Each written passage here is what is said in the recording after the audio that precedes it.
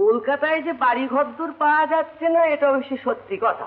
এটা যদি বয়স্ক লোকদের বোর্ডিং হতো আমার কোনো আপত্তি ছিল না। এখানে প্রায় সবই অবিবাহিত ছেলে ছোকরাদের কারবার, কাজেই আমার আশঙ্কা হচ্ছে যে বোর্ডিং এর শান্তিভঙ্গ হবে।